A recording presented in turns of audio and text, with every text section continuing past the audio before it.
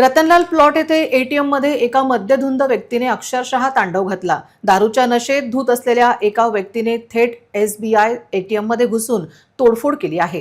केवळ तोडफोडच नाही केली तर या थरारात संबंधित व्यक्ती रक्ताने माखली असून एटीएम व बाजूच्या मेडिकल परिसरात रक्ताचा सडा पडला होता।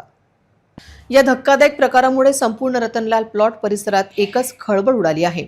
रतनलाल प्लॉट परिसरात स्टेट बँक ऑफ इंडियाच्या एटीएम मध्ये आज दुपारच्या सुमारास एक असा थरारक घडला की ज्याने पाहणाऱ्यांच्या काळजाचा ठोका चुकला। एक व्यक्ती प्रचंड मद्यधुंद अवस्थेत या एटीएम मध्ये दाखल होते। डोक्यात कसली तरी नशा आणि अंगात संचारलेलं अघोरी बळ। या नशेत त्या व्यक्तीने थेट एटीएमच्या काचांवर आपल्या हाताने जोरदार प्रहार करायला सुरुवात केली।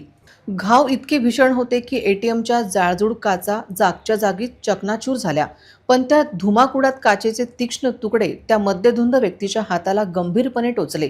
रक्तवाहिन्या फुटल्या आणि बघता बघता संपूर्ण एटीएम परिसर रक्ताने माखला। घटना घडताच स्थानिक नागरिकांनी जीवाची पर्वा न करता तात्काळ एटीएमकडे धाव घेतली। त्या हिंसक बनलेल्या मद्यधुंद व्यक्तीला नागरिकांनी शिताफीने ताब्यात घेतले। या संपूर्ण तांडवात एटीएम मधील इतर कोणत्याही नागरिकाला किंवा ग्राहकाला दुखापत झालेली नाही। मात्र या हाय व्होल्टेज ड्रामामुळे रतनलाल प्लॉट चौक परिसरात बराच वेळ तणावाचे वातावरण होते।